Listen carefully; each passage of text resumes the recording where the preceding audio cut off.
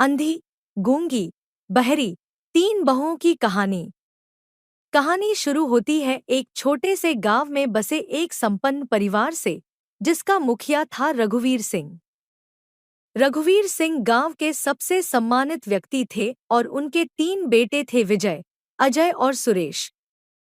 तीनों बेटों की शादी बड़े धूमधाम से हुई थी और तीनों की पत्नियां यानी बहुएं भी परिवार का हिस्सा बन चुकी थी। लेकिन इस परिवार में कुछ ऐसा हुआ जिसने सबको हैरान कर दिया। यह कहानी अंधी, गूंगी और बहरी बहुओं की है। शुरुआत की स्थिति। रघुवीर सिंह का परिवार गांव के सबसे बड़े और प्रतिष्ठित परिवारों में से एक था। उनका बड़ा बेटा विजय गांव के सबसे चतुर और मेहनती किसानों में से एक था। अजय, मंझला बेटा, पढ़ाई लिखाई में अच्छा था और घर के व्यापार में हाथ बटाता था। सुरेश, सबसे छोटा बेटा, अब भी अपनी पढ़ाई पूरी कर रहा था और पढ़ाई में उसकी विशेष रुचि थी। जब रघुवीर सिंह ने अपने तीन बेटों की शादियां की, तो परिवार में खुशियां लौट आईं। तीनों बहुएं अपने अपने कामों में व्यस्त हो गईं। विजय की पत्नी माया सबसे बड़ी बहू थी, जो समझदार और घरेलू कामों में कुशल थी। अजय की पत्नी रानी शांत स्वभाव की और धार्मिक प्रवृत्ति की थी, जबकि सबसे छोटे बेटे सुरेश की पत्नी किरण चुलबुली और जीवंत थी। परिवार में सब कुछ सही चल रहा था, लेकिन समय के साथ तीनों बहुओं के व्यवहार में बदलाव आने लगा। अंधी बहू माया की कहानी। माया, जो सबसे बड़ी बहू थी, धीरे धीरे अपने घर के कामकाज में ध्यान देना बंद करने लगी। वह अपने आसपास हो रही समस्याओं को नजरअंदाज करने लगी। अगर घर में किसी को कोई परेशानी होती या किसी चीज की आवश्यकता होती, तो वह उसे देखने की कोशिश नहीं करती थी। परिवार के सदस्य महसूस करने लगे कि माया सब कुछ देखकर भी अनदेखा कर रही है। विजय ने कई बार माया से बात करने की कोशिश की, लेकिन माया हर बार यही कहती, मैंने कुछ देखा ही नहीं, मुझे नहीं पता कि क्या हो रहा है। यह बात सुनकर विजय परेशान हो गया। उसने माया से कहा, तुम जानबूझकर हर चीज से आंखें मूंद रही हो। परिवार में क्या हो रहा है, इसका तुम्हें कोई ध्यान नहीं है। माया ने कहा, मैं कुछ नहीं देख सकती। मैं उन चीजों को देखने में सक्षम नहीं हूँ, जिनसे मेरा कोई सरोकार नहीं है। समय के साथ माया ने अपने आप को घर की समस्याओं से पूरी तरह से अलग कर लिया। वह घर के किसी भी विवाद या समस्या में दखल नहीं देती थी, चाहे वह कितना भी महत्वपूर्ण क्यों न हो।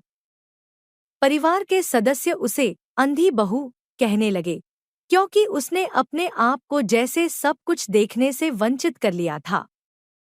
गूंगी बहू रानी की कहानी। रानी, जो अजय की पत्नी थी, स्वभाव से बहुत ही शांत और धार्मिक थी।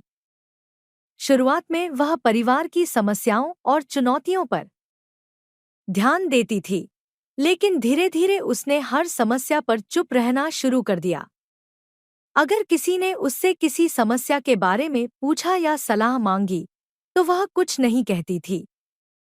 अजय ने उसे कई बार समझाने की कोशिश की कि परिवार में समस्याओं को हल करने के लिए उसे भी बोलना चाहिए, लेकिन रानी ने हर बार कहा, मैं कुछ नहीं बोलूंगी।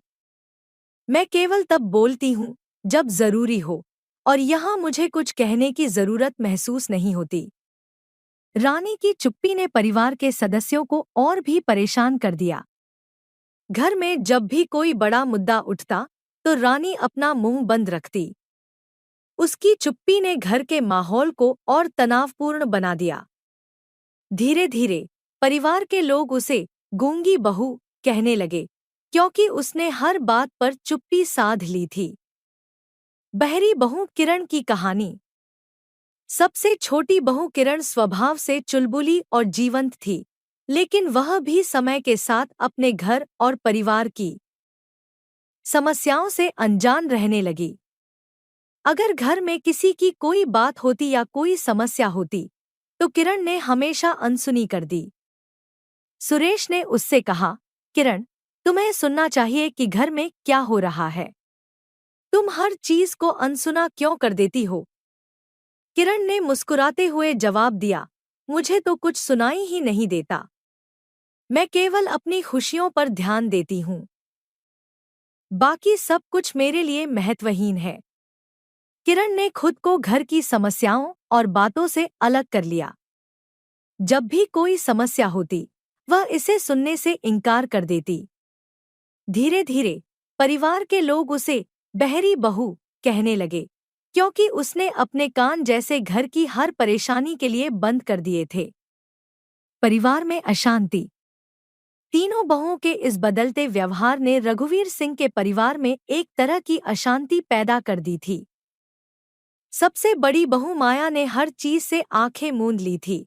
रानी ने बोलना बंद कर दिया था और किरण ने घर की किसी बात को सुनने से इनकार कर दिया था। यह देखकर तीनों भाई भी परेशान हो गए थे। विजय, अजय और सुरेश ने एक दिन आपस में बैठकर इस मुद्दे पर बात की। विजय ने कहा, हमारी पत्नियां अपने कर्तव्यों से पीछे हट रही हैं। माया कुछ भी देखना नहीं चाहती, रानी कुछ भी बोलना नहीं चाहती और किरण कुछ भी सुनना नहीं चाहती। इससे घर की समस्याएं और बढ़ती जा रही हैं। हमें कुछ करना होगा।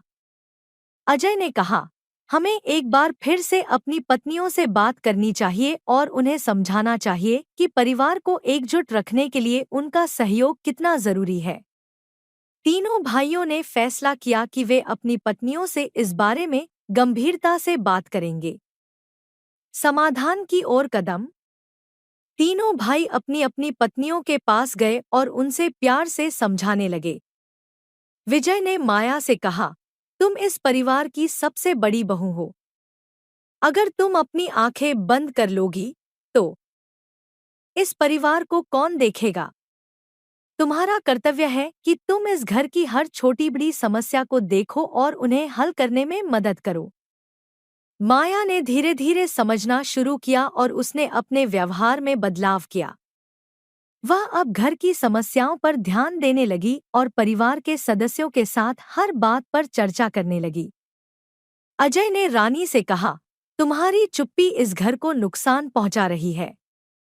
तुम्हें बोलना चाहिए, क्योंकि तुम इस परिवार का हिस्सा हो। तुम्हारी राय और सलाह से हमें मदद मिलेगी। रानी ने भी समझा कि उसकी चुप्पी से घर में समस्याएं बढ़ रही थी। उसने भी अपने विचार व्यक्त करने शुरू कर दिए और घर के निर्णयों में हिस्सा लेने लगी। सुरेश ने किरण से कहा, तुम्हें घर की हर बात सुननी चाहिए। अगर तुम अपनी जिम्मेदारियों से भागोगी, तो यह परिवार बिखर जाएगा। हमें तुम्हारे सहयोग की जरूरत है। किरण ने भी अपने व्यवहार में बदलाव किया और अब वह परिवार की हर बात को ध्यान से सुनने लगी। परिवार में शांति की वापसी। तीनों बहुओं के इस बदलाव से रघुवीर सिंह का परिवार फिर से खुशहाल हो गया। अब माया हर चीज को ध्यान से देखती थी, रानी घर की समस्याओं पर खुलकर बोलती थी और किरण घर के हर सदस्य की बात ध्यान से सुनती थी। तीनों बहुओं के सहयोग से परिवार में फिर से शांति और प्रेम की वापसी हो गई। इस कहानी से यह सीखने को मिलता है कि परिवार को एकजुट रखने के लिए हर सदस्य का योगदान महत्वपूर्ण होता है। यदि हम अपनी जिम्मेदारियों से भागेंगे, तो परिवार में समस्याएं और बढ़ेंगी। अंधी, गूंगी, बहरी बनने से बेहतर है कि हम अपने कर्तव्यों को समझें और उन्हें निभाएं, ताकि परिवार में खुशियां और शांति बनी रहें।